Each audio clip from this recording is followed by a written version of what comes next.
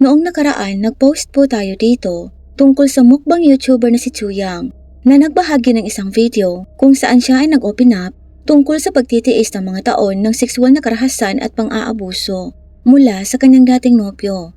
At mula noon, maraming mga update sa kaso. Ang buong sitwasyon ito ay talagang nag-highlight kung gaano kalupit ang South Korean society sa mga biktima ng sexual na karahasan at pang-aabuso. Napapaisip ang marami tungkol sa kung gaano ka matuturog kung sarili mong anak ang dumaan sa isang bagay na tulad nito at pagkatapos ay kailangang harapin ang malupit na lipunan o ang malamig na paghatol ng ilang tao. Habang si Chuyang ay nakakuha ng maraming suportang komento pagkatapos ng kanyang unang video, kinailangan niya ring harapin ang pagbaha ng maraming masasamang komento. Kaya sa kanyang pinakabagong video, sinabi niyang ito na ang kanyang huling paliwanag at maraming tao ang nalilito at nagagalit kung bakit kailangang ipaliwanag ng isang biktima ang kanyang sarili ng sobra at magtiis ng pambabatikos ng publiko. Sa huling paliwanag na video na ito, ibinahagi pa ni Chuyang ang ilan sa mga audio recordings na lihim niyang ginawa sa panahon ng pag-atake at pananakit sa kanya. Hindi man lang maisip kung gaano nakakahiya at kasakit para sa kanya na hukayin ng mga traumatikong nakaraan na ito na sinusubukan niyang kalimutan. Sa nakaraang video na pag-usapan po natin doon ang tungkol sa mga cyber wreckers, mga channel sa YouTube na naglalantad sa iba habang nagpapanggap na naglilingkod para sa katarungan. Mula nang ilabas ni Chuyang ang video, inatake na siya ng mga cyber wreckers na ito, lalo na ng isa sa mga pinakakilala, ang Gasion. Inilalantad nila ang pribadong buhay ni Chuyang nang hindi bine-verify ang katotohanan. Umaasa lang sa anonymous sources na nagsabing nakatrabaho nila si Chuyang. Nag-anunsyo pa sila ng mga plano para ilantad pa ang mga tinatawag na kasinungalingan ni Chuyang. Sinasabing naglalaro umano si Chuyang bilang biktima. Sa kanyang pinakahuling video, kinailangan ni Chuyang na ibunyag ang mga nakatagong detalye tungkol sa pagiging biktima ng sexual na karahasan na ayaw na sana niyang balikan pa.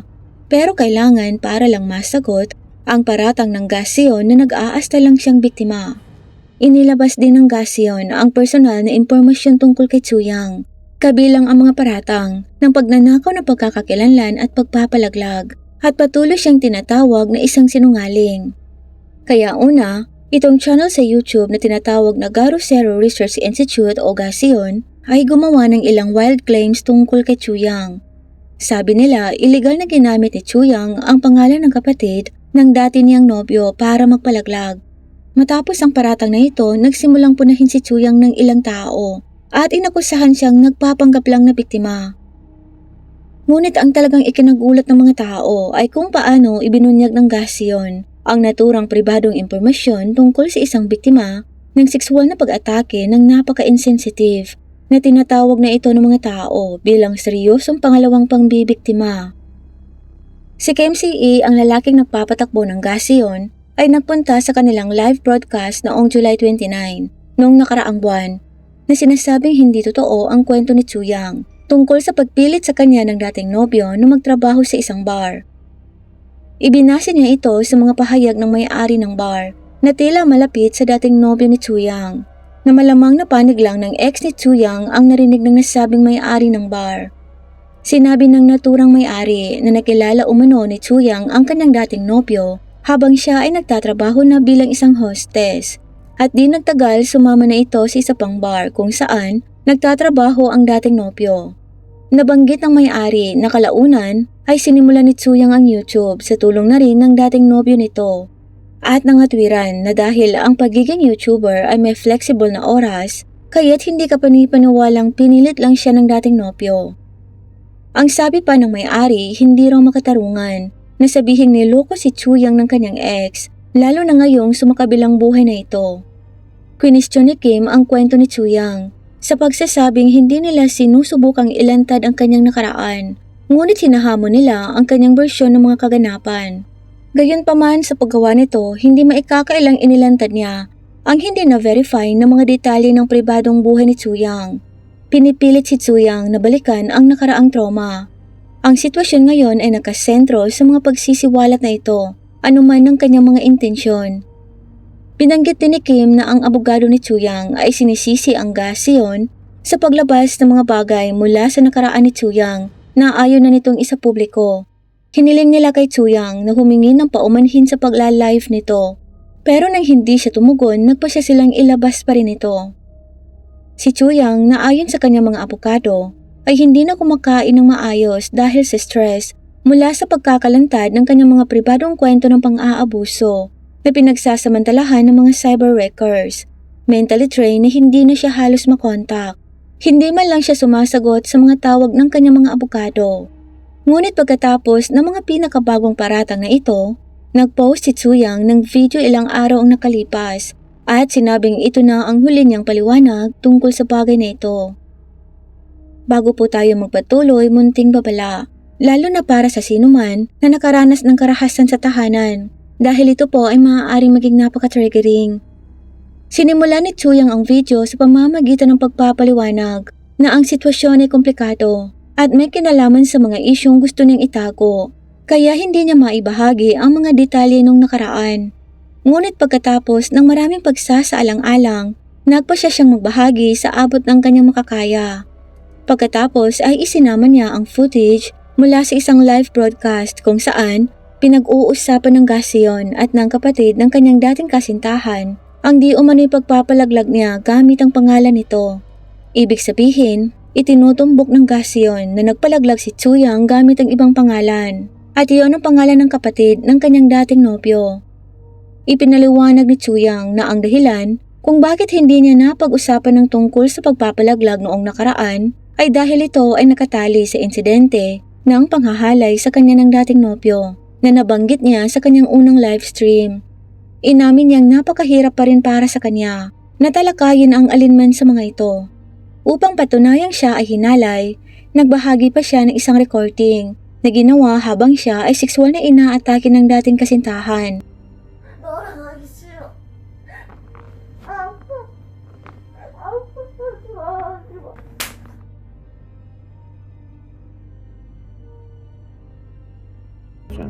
돈도 다 뺏어야 되고 성노예로도 써야 되겠고 그래 그 돈 다음에도 얘를 죽여야 되겠어.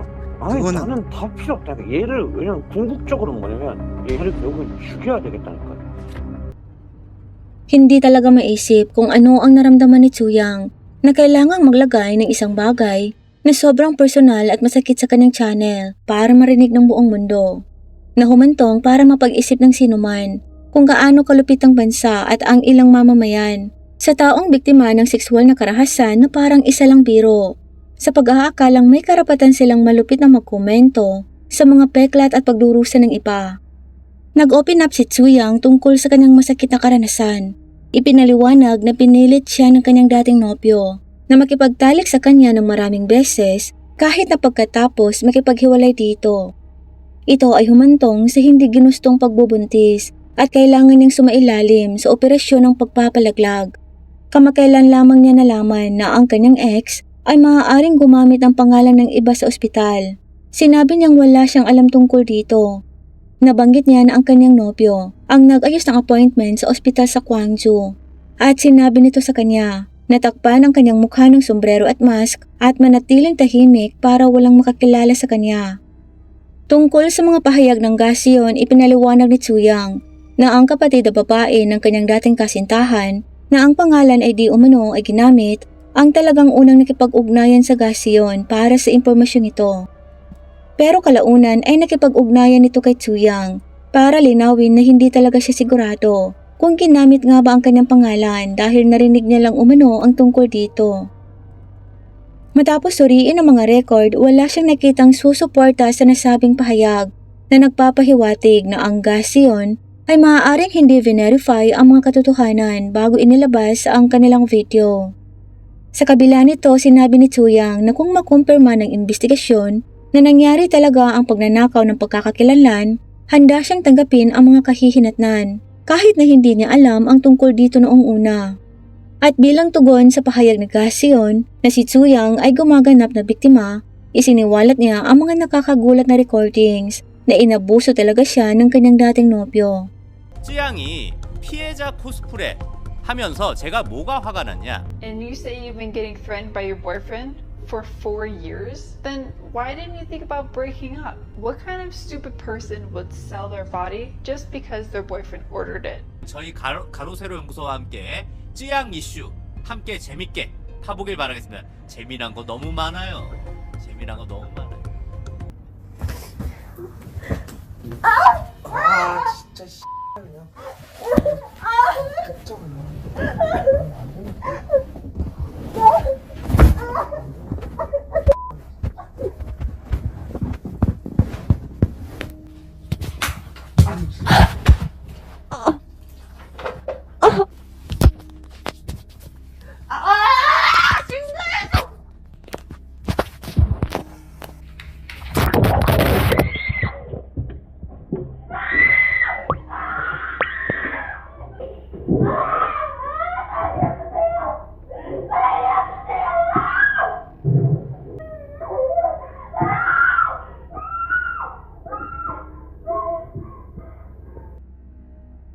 Sinagot din ni Chuyang ang mga paratang tungkol sa pagtatrabaho ni umano sa adult entertainment bar. Nilinaw niyang totoong nagsimula lang siya magtrabaho doon dahil sa pamimilit sa kanya ng dating nobyo. Sinabi niya sa kanyang video na hindi siya sigurado kung bakit kailangan niyang ipaliwanag ang lahat ng ito ng detalyato. Pero hindi talaga umano sila nagkakilala ng dating nobyo sa isang karaoke bar. At hindi pa siya nagtrabaho sa mga ganoong bar bago sila makakilala ng dating nobyo. Pinilit lang talaga siya nitong magtrabaho doon para lang kumita ng pera. At nang maglaon, nakita niya sa cellphone ng kanyang dating nobyo ang mga mensaheng nagsasaad na pinaplano nitong ipadala siya sa ibang mga bars para kumita pa ng mas maraming pera. Nakaramdam ng takot matapos makita ang mga mensaheng yon, sinabi ni Chuyang na kalaunan ay lumipat siya sa Yoido kung saan nagtatrabaho ang kanyang dating nobyo. Nagsimula siyang magtrabaho sa isang room salon na parang isang hostess bar, ngunit hindi na niya kinaya. Napagtanto niyang hindi niya kayang ipagpatuloy ang ganoong uri ng trabaho, kaya sa halip ay nagsimula siya ng mukbang sa YouTube. Sinabi ni Chuyang na pinilit siya ng Gasion na humingi ng tawad sa pamamagitan ng pagsasagawa ng mga panayam sa may-ari ng bar at iba pang mga kaugnay na indibidwal upang ilantad ang kanyang nakaraang pribadong buhay.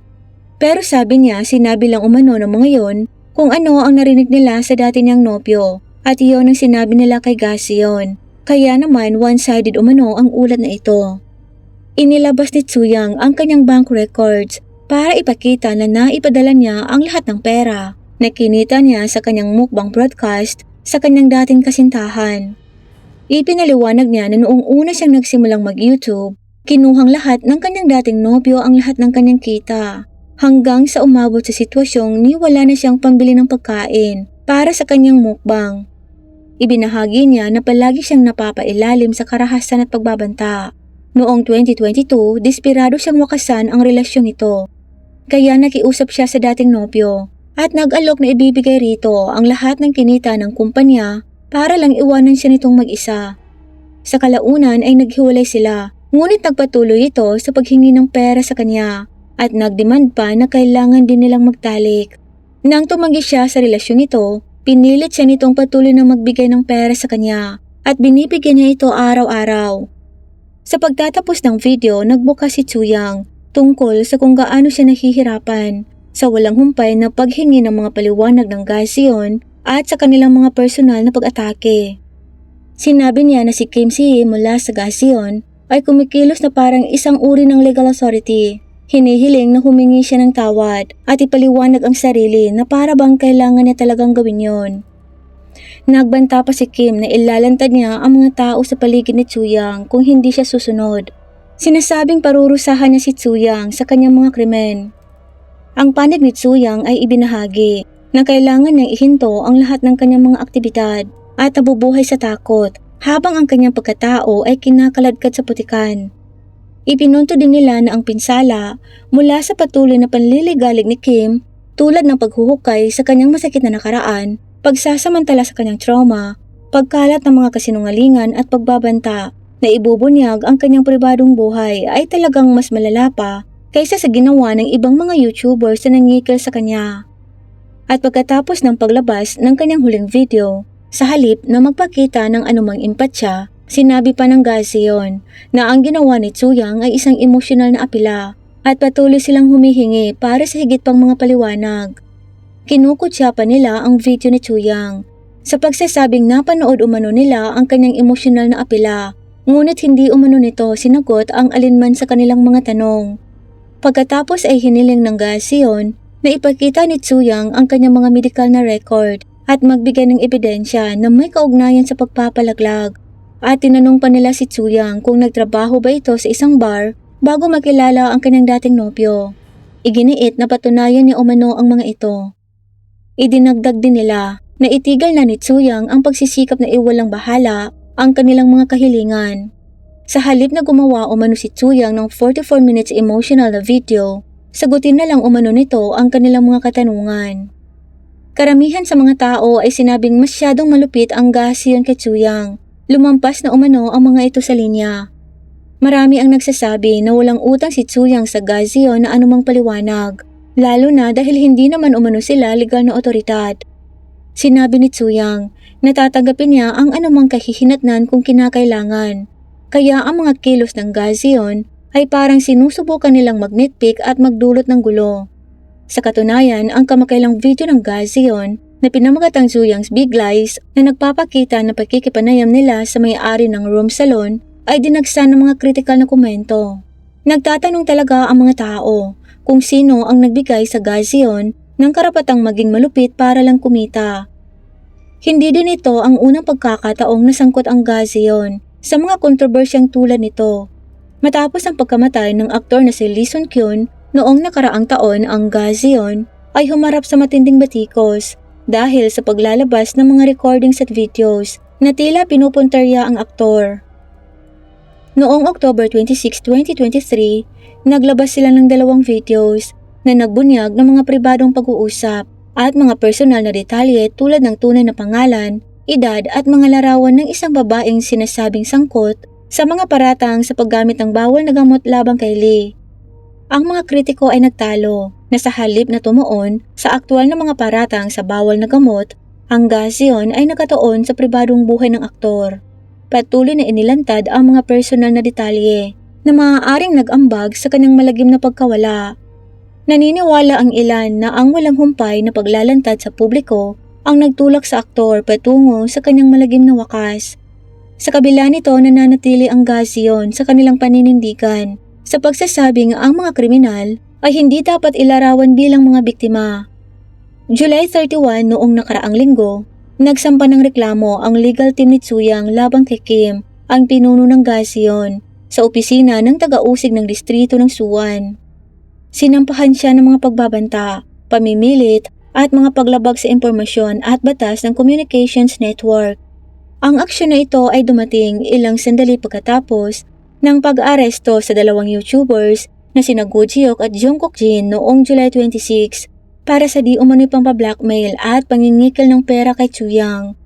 Binigyang diin ng taga-usig na si General Lee Won-suk ang kahalagahan sa pagtugon sa malisyosong online contents at cyber harassment.